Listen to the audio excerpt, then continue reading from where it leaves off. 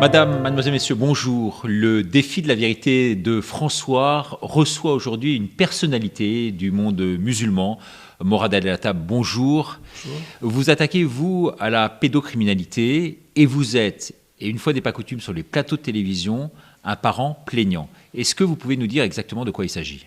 Dans le sens où mes enfants sont victimes d'un réseau que je peux qualifier de pédocriminel, voire pornographique, parce que les faits sont établis, où mon ex-compagne, en lien avec des officiers de police, a participé à des partouzes en France et à l'étranger. Et à la suite de ça, il y a une audition de mes enfants, j'ai été amené à découvrir, malheureusement, comme beaucoup de parents plaignants, parce que c'est un phénomène systémique, les falsifications d'enquête au sein de la police nationale, je parle d'une minorité de personnes, des pactes de corruption entre des magistrats et des agents de police, voire des associations, et des falsifications de documents, bien sûr. On a découvert Parce que vous, c'est vraiment le problème principal en ce qui vous concerne. Bien sûr, c'est que des pièces ont disparu. Alors, des pièces capitales. Quelles pièces ? Exemple, la pièce...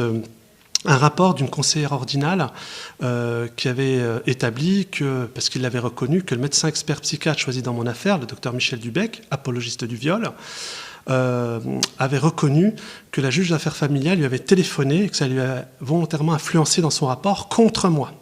Ce qui est extrêmement grave, d'abord de la part de cette magistrate, qui s'appelle Géraldine Charles, je l'assume pleinement, et de la part de ce médecin. Bizarrement, au sein du CNOM, du Conseil national de l'ordre des médecins, le rapport a disparu. Autre chose qui a disparu, un élément essentiel. Des passeports. Passeport. Alors il fallait prouver, d'après les dires du petit voyage extérieur à l'étranger, quand on a commencé à chercher, et je me suis rendu moi-même personnellement et physiquement au sein de la préfecture de police de Paris, le document qui disait, pour tout parent, qu'il était impératif qu'il y ait ma signature pour les changements de pièce d'identité, avait disparu. Le préfet de police de l'époque, Delpuech, et je lui rends hommage, en avait fait état, et bizarrement, un vice-procureur s'est amusé à empêcher l'enquête. Vous témoignez, en fait, sur ce problème majeur vécu véritablement de l'intérieur, qui concerne quand même 250 enfants par jour. Par jour. Si on ajoute le nombre de tentatives d'agression, on est pratiquement à 400. Les chiffres officiels en France, c'est 130 000 filles à peu près par an et 35 000 garçons.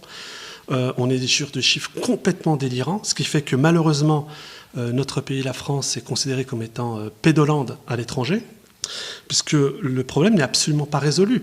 On a eu récemment sur les plateaux télé énormément de débats pour traiter de la question, mais vous êtes le seul aujourd'hui, je le dis face caméra, à avoir eu le courage de ne pas être un journaliste qui fait de l'influence, ni de la propagande, mais un journaliste qui fait de l'information.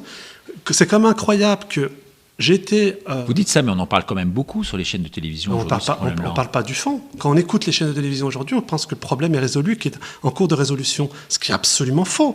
Donc c'est l'arbre qui cache la forêt. Puis bien sûr, l'idéologie malveillante contre les enfants aujourd'hui se passe dans les tribunaux. 75% des affaires de viol sont classées sans suite. Il n'y a que 0,4% d'affaires qui finissent par des condamnations aux assises. On est un des rares pays au monde où des pédocriminels avérés prennent des peines de prison avec sursis. Mais Morad El-Hattab, ça veut dire derrière tout ça que le problème, ce sont les réseaux, en quelque sorte, avec les enquêtes qui sont falsifiées aujourd'hui ? Bravo, vous avez dit l'essentiel. Ce que personne ne veut traiter, c'est que le vrai problème aujourd'hui en France, il y a des cas particuliers graves, mais en réalité, les cas d'inceste qui concernent en 92% les faits de viol et de pédocriminalité sont en général impliqués dans des réseaux pédocriminels et ce sont des schémas systémiques. Moi, contrairement à beaucoup, je rencontre les parents plaignants, on a fait plusieurs manifestations à Paris. J'aurais bien voulu que la presse, Le Point, Le Monde, qui, sans être venus, sans rencontrer les parents plaignants, ont osé dire que ces manifestations, c'était QAnon. Personne n'avait employé le terme, personne n'avait même montré une affiche dans ce sens. C'est une insulte, un crachat à l'endroit de ces parents plaignants qui sont majoritairement des mamans, qui sont admirables, qui ont un courage incroyable, parce que pour être confrontés à cette usure qu'appliquent contre elles des gens qui sont censés les protéger, c'est-à-dire la police, les brigades de protection de la famille n'ont jamais arrêté le moindre réseau pédocriminel en France. En gros, la plupart des magistrats aujourd'hui plaident sans suite C'est cela? Et attendez, le pire dans tout ça, c'est que des magistrats sont impliqués dans les réseaux pédocriminels. Moi, j'ai eu affaire au Conseil supérieur de la magistrature parce que des manquements graves et des violations déontologiques de Géraldine Charles avérées avec des preuves irréfutables, ils cherchent à la protéger. Mais c'est quoi le Conseil supérieur de la magistrature? On a un type qui a été condamné pour détention d'images pédopornographiques avec des enfants de moins de 2 ans en train d'être violés. On parle récemment, là, d'un autre qui a été condamné, enfin, mis en examen, pardon. L'autre, le premier a été condamné. Celui-là, il est mis en examen pour 4 agressions sexuelles. Vous voulez que ces types-là, qui sont amenés après à juger leur père sur des questions de réseau, fassent le travail? Mais vous plaisantez. Ils massacrent, bien au contraire, la majorité des magistrats qui font le travail. Donc c'est vous qui faites en quelque sorte le sale boulot, qui en plus allez sur les tableaux sur les plateaux de télévision pour aller témoigner. Mais vous risquez gros derrière tout ça. Vous en avez conscience ou pas? Ben oui, mais en même temps, je crois savoir que jusqu'à ce jour, on s'est bien gardé de porter plainte contre moi pour diffamation. Pour une raison très simple. Je n'avance qu'avec des faits, qu'avec des preuves. Et ce qui est très intéressant, par exemple, moi j'ai une lecture différente de tout le monde puisque je suis sur un acteur du terrain. Quand j'entends l'affaire dramatique et voire criminelle d'Olivier Duhamel, d'accord, il y a 2 questions que je me pose. Bizarrement, on est déjà en train de parler des réseaux d'Olivier Duhamel. Donc on s'éloigne du sujet. Et on parle sans arrêt d'inceste alors que c'est... Donc on parle de la personnalité de l'homme sans parler pour autant du fond de l'affaire et de ce que cela cache. Il y a un élément... Et de l'aspect juridique surtout. Merci. Il y a un aspect juridique. Comment se fait-il, et je voudrais bien que les journalistes enquêtent, que ce jeune Victor, non d'emprunt, et je félicite Camille pour vraiment le courage incroyable qu'elle a eu pour sortir cet ouvrage. Il a été entendu par des policiers, déjà. Comment ça se fait qu'il n'y a aucun magistrat ni policier qui a quand même voulu traiter de l'affaire? C'est arrivé dans les mains des magistrats, bien avant qu'elle sorte son ouvrage. On parle aujourd'hui d'omerta d'à peu près d'une centaine de personnes. Mais attendez, on est dans un état... Enfin, si on est encore dans un état de droit, toutes ces personnes doivent être poursuivies pour non-dénonciation de crime. Quand Aurélie Filippetti annonce qu'elle a averti un tel ou un tel, mais elle est sous le sceau de l'article 40 du Code de procédure pénale, qui l'obligeait à avertir le procureur de la République, et ce, sans délai. Donc, tout ça est occulté. C'est-à-dire tout l'aspect, effectivement, et je vous remercie, l'aspect juridique, l'aspect qui consiste à sauver l'enfant et à le protéger.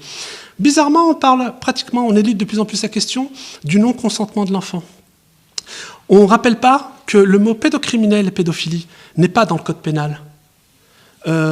C'est quand même des faits extrêmement lourds, graves, qui concernent directement la protection de l'enfance. Là, on est déjà parti sur les réseaux de pouvoir, de la gauche morale, bobo. Non, il ne faut pas oublier la victime. Et les victimes, il y en a beaucoup trop en France. Il ne faut pas oublier qu'on parle beaucoup d'inceste aujourd'hui, mais on parle très peu de pédocriminalité. Alors que c'est de la pédocriminalité. Parce que, encore une fois, on veut altérer, on veut adoucir. Le mot pédocriminel, c'est un mot qui choque, qui frappe, qui fait mal. Or, aujourd'hui, à l'international, et j'en sais quelque chose, et je ne remercierai jamais assez Ivanka Trump et la cellule trafic humain du FBI, qui a étendu, grâce à un décret du président Trump, la poursuite des pédocriminels jusqu'à l'étranger en fonction de leurs biens. D'où, vous allez me poser, j'imagine, la question, l'affaire Epstein en France. Comment ça se fait qu'aujourd'hui, il n'y a pas un journaliste qui enquête sur Avenue le fond? Hoche. Merci, 22.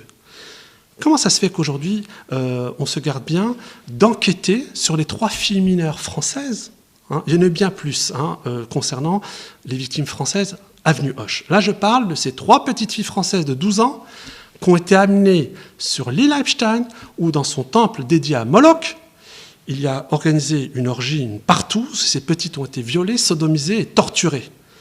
Comment elles ont pu quitter le territoire national s'il n'y avait pas eu de complicité au sein de la préfecture de police de Paris? D'après vous, ça concerne la préfecture de police de Paris ou les hautes instances aujourd'hui qui nous dirigent? Les deux.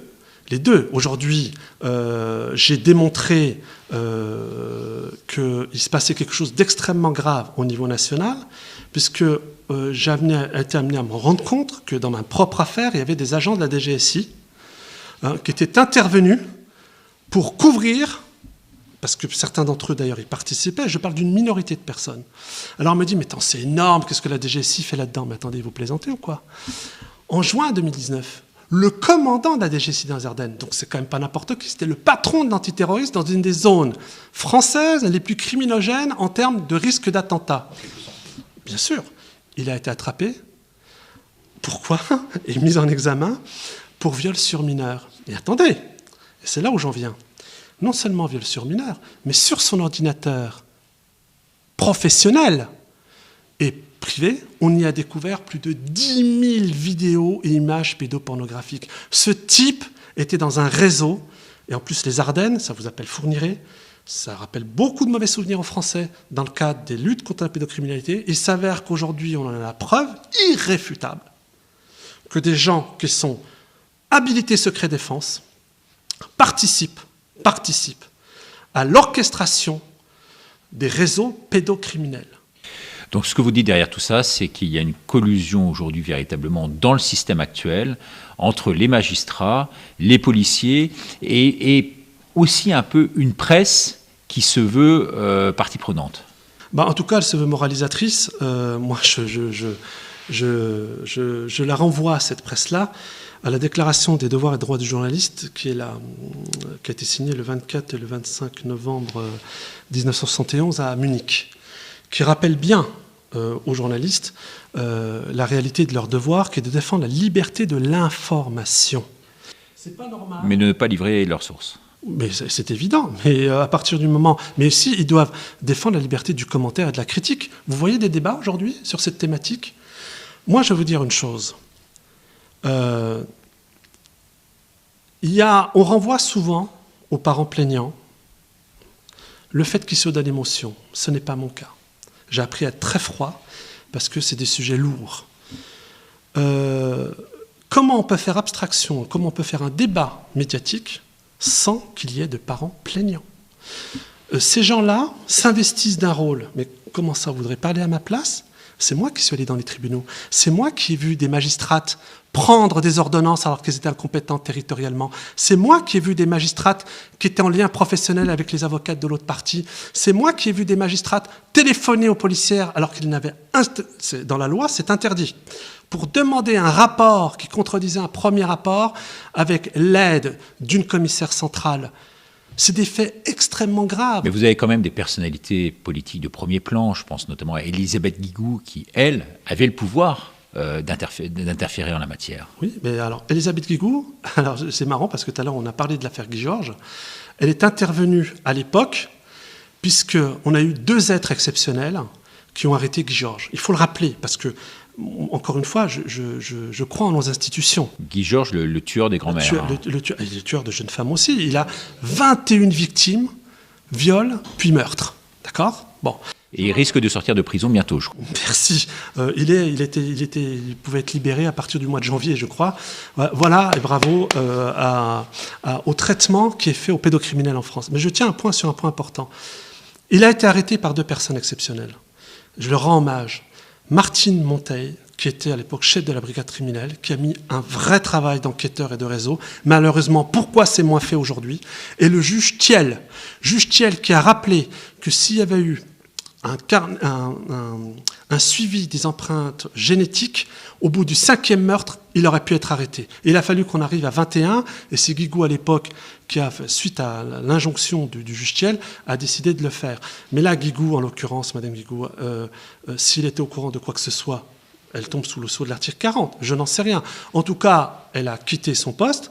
Je ne vais pas l'incriminer dans ce sens. Mais je tiens à dire que comment ça se fait qu'on avait avant une police, une justice, qui était au service de la victime, alors qu'aujourd'hui, on vit un scénario où le président de la République lui-même, dans un de ses discours récents, a parlé du primat de la victime. Mais il veut quoi? Le primat du bourreau? Aujourd'hui, on est dans une période littéralement inversée. Et quand vous parlez avec des mamans plaignantes ou des enfants victimes, eh bien, vous vous rendez compte que la première chose qui est faite par les magistrats et les policiers, c'est de remettre en doute leurs paroles. Alors moi, je tiens à dire... Vous employez ce chiffre que vous citez, 74% des cas aujourd'hui font l'objet de classements sans suite, ce qui paraît et colossal. Comment voulez-vous qu'après, des gens aient le courage d'aller se confronter à la justice? Puisque la justice est devenue l'injustice. Donc vous, Morad El Hattab, en gros et pour résumer, vous n'avez plus du tout confiance dans la justice de votre pays aujourd'hui? À ce jour, je ne vous cacherai pas que je crois en certains magistrats, mais je ne crois plus en la justice telle qu'elle est aujourd'hui. Mon avocate me conforte en me disant qu'il faut continuer à croire. On est sans arrêt dans des procédures qui usent. Moi, j'ai rencontré une maman plaignante, 9 ans de procédure avant de revoir ses enfants. Moi, en 4 ans, je n'ai vu mes enfants que 7 heures. L'homme qui vous parle en face de vous, si je ne pouvais pas acheter les photos de classe, je ne saurais même pas à quoi ressemblent mes enfants. J'ai l'autorité parentale conjointe, des magouilles à tout va. Vous savez que les associations qui sont choisies dans le cadre de la protection de l'enfance, en l'occurrence l'ASE, l'aide sociale à l'enfance, prend 10 milliards de budget d'euros par an. C'est plus que le ministère de la Défense, plus que le ministère de la Justice. Le bilan est catastrophique. Et c'est le magazine Marie-Claire, à travers une de ses journalistes brillantes, Madame Durand, qui a fait un travail exceptionnel, et votre confrère de Zone Interdite, qui ont enquêté. On découvre que 40% des gamins qui sortent de là finissent SDF. 70% finissent sans diplôme. On a découvert un réseau de prostitution de jeunes filles par les gens qui sont censés les couvrir, l'ASE. On y découvre des viols entre mineurs. Mais attendez, vous plaisantez, c'est un business.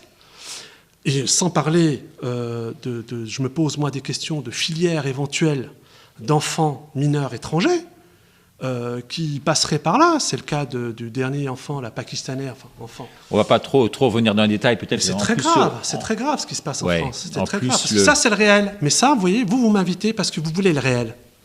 Au-delà de la pression, est-ce qu'il y a de l'intimidation?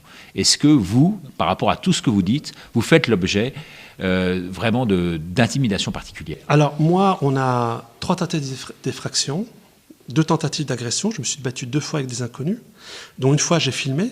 Le même vice-procureur, je le cite, François Bonnecarrère, s'amusait à tout classer sans suite.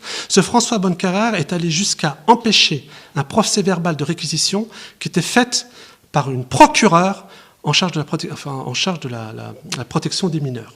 Donc vous voyez que le délire va très loin. Ce sont des gens qui, lorsqu'ils décident de servir un réseau pornographique ou pédocriminel, ne s'appliquent pas eux-mêmes leur propre code de déontologie. C'est pourquoi moi, personnellement, au regard de toutes les affaires que j'ai entendues, et j'embrasse de tout cœur toutes ces mamans qui se battent avec un courage sans nom, parce que ce sont des vraies guerrières, moi je demande la modification de l'ordonnance de 58 dans les yeux. Je veux que nos magistrats, il y soit inscrit la responsabilité pénale de nos magistrats, avec un jury populaire composé pour moitié de policiers, de gendarmes et de militaires. Mais aussi, pour pas qu'ils soient trompés, je demande à ce que dans le code de déontologie des avocats, si un avocat cherche à tromper ce qu'on appelle la religion du juge, il soit poursuivi pour parjure. Parce que malheureusement, dans mon affaire, une avocate présente des attestations qui n'ont aucune valeur juridique, dans ses conclusions, même pas signées, et c'est validé par les juges. Donc pas de correctionnel, mais véritablement du pénal aujourd'hui, c'est ce que vous revendiquez. Alors, autre point que vous évoquez, comment ça se fait que la loi Schiappa, depuis qu'ils se sont amusés, entre guillemets je dis amusés, parce que c'est pas drôle pour les enfants, on a transformé les viols pour enfants en termes d'agression sexuelle. Et vous savez pourquoi? Parce que viol, c'était les assises. Et pour désengorger, soi-disant, les assises, on a dit maintenant un enfant, s'il est victime, c'est une agression sexuelle. Donc c'est moins de 10 ans. C'est ce que nous a expliqué Carl Zéro, qu'on a eu il y a quelques jours sur cette antenne. Carl Zéro, avec qui vous devez travailler du reste. Bien sûr, mais moi je félicite tous ces lanceurs d'alerte. Moi, je n'ai jamais... l'essentiel pour moi, ce n'est pas ce que j'incarne en tant que messager ou Carl Zéro, c'est le message. Aujourd'hui, les enfants de France sont en danger en France parce qu'en réalité, ce qui compte, et vous l'avez mis le doigt là-dessus, et personne n'en parle aujourd'hui, ce sont les réseaux pédocriminels. Ils sont systémiques. C'est toujours les mêmes scénarios. Falsification d'enquête de la police, des magistrats qui classent sans suite ou qui s'amusent à écarter le parent plaignant, se servent d'un expert psychiatre, souvent bidon, parce que là, c'est pas Perron et Raoult, hein, d'accord, des tocards qui vont s'amuser à faire des faux. Vous savez qu'aujourd'hui en France, on enlève des enfants à leur maman parce que c'est soi-disant trop fusionnel. Hein? Pourquoi la même ASE n'est pas partie chez M. Duhamel quand il tapissait son mur des fesses et des seins de ses beaux enfants? Pourquoi l'ASE n'y est pas allée là? Alors peut-être effectivement une dernière question dans ce monde si glauque C'est vrai que les gens qui nous regardent doivent se dire dans quel monde vit-on aujourd'hui ? Ouais, dans quelle France vit-on ? Peut-être une toute dernière question. Vous dites qu'il y a aussi, derrière l'arbre qui cache la forêt, il y a une volonté derrière vous de récupération à la fois politique et religieuse. Qu'est-ce que vous entendez par cela ? Alors, deux choses. Je vous renvoie d'abord à une lettre remarquable, lettre ouverte, qu'a fait une association qui s'appelle Red Family, redfamily.fr, qui ont déjà fait plus de 600 envois mails au président de la République et qui racontent dans le détail, ils ont fait un travail super, ce qui se passe réellement en France et à la fin, en partie, mon affaire. Moi, je dis une chose, c'est que des journalistes comme vous font le travail. Nexus l'avait fait dès 2014 en interrogeant Jean-Pierre Mocky. Jean-Pierre Mocky, à l'époque, le réalisateur Jean-Pierre Mocky, dont le film Les Balais écarlates, sorti en 2004, ont été interdits en salle, disait que si on faisait rien aujourd'hui au niveau législateur, c'est que dans les réseaux pédocriminels, il y avait des hommes politiques et des juges. Donc c'est pas moi qui l'invente. Okay ? Emmanuel Macron fait une erreur stratégique monumentale. Parce qu'il est dans la stratégie, il n'est pas dans l'empathie. Bon. Emmanuel Macron est au courant de mon affaire. Il est au courant des agents de la DGSI mouillés gravement dans le réseau pédocriminel où sont tombés mes enfants. Et pourquoi il n'agit pas ? Alors, il va être obligé d'agir parce que moi, je vais sortir prochainement un ouvrage qui répond totalement à votre question, qui est une synthèse actualisée et une approche complète de la question terroriste en France, puisqu'il est question de la DGSI. Alors je vous le montre, et c'est un scoop. Je viens de signer on aime bien les scoops ici, alors allez-y, montrez-le devant la caméra. Voilà. Macron, la haine de l'islam, pourquoi il se trompe de cible. Emmanuel Macron, je lui dis publiquement, cher Monsieur le Président, vous faites preuve, pour l'instant, d'une grave incompétence et d'une grave irresponsabilité. Pas devant moi, devant la France entière et devant les enfants de France. Il se sert aujourd'hui, lui et son gouvernement, pour tout détruire, jusqu'à nos libertés, jusqu'au droit sur nos enfants, d'un prétexte de soi-disant danger islamiste sur le territoire. Danger sanitaire, en l'occurrence. Voilà. Et aussi sanitaire. Mais mais surtout sanitaire. C'est une dictature sanitaire aujourd'hui, c'est même plus un danger. Mais qu'est-ce qu'il fait, M. Emmanuel Macron ? Il se sert de cette thématique pour revenir sur tous les droits des Français. La sécurité, l'éducation et maintenant la santé. Alors je l'invite très fortement à devenir président de la République pour tous les Français, apprendre à protéger d'abord les enfants parce que c'est l'avenir. Et il faut qu'il sache une chose, c'est que je ne le lâcherai pas, j'irai jusqu'au bout. Et il n'est pas bon pour lui, aujourd'hui, de se positionner du côté des agresseurs, des corrupteurs, des falsificateurs d'enquête, même si parmi eux il y a des magistrats, honte à eux. Et c'est pour ça que je dis un point très important. Aujourd'hui, la France n'est plus un État de droit depuis qu'Emmanuel Valls avait signé ce fameux décret mettant l'autorité judiciaire sous le contrôle du politique. Et aujourd'hui, nous avons une justice politique. Je voudrais que nos magistrats, s'applique à juger en droit et non pas en opportunité, surtout pour nos enfants. Merci beaucoup, Morad El-Hattab, d'être venu sur ce plateau. Vous représentez, vous, à peu près 700 000 musulmans en France, donc vous avez un pouvoir d'influence. Réel. Et un pouvoir médiatique aussi, on l'a vu à travers cette émission. En tout cas, merci d'être venu. Je vous remercie. Merci aux téléspectateurs de pouvoir réagir immédiatement sur notre invité, Morad El-Hattab, sur ce qu'il vient de dire, sur le contenu de son intervention véritablement. Est-ce que vous avez été choqué ? Est-ce que pour vous, c'est une évidence par rapport à ce défi de la vérité enregistré donc pour le compte de François ? Merci beaucoup et à très bientôt. Au revoir.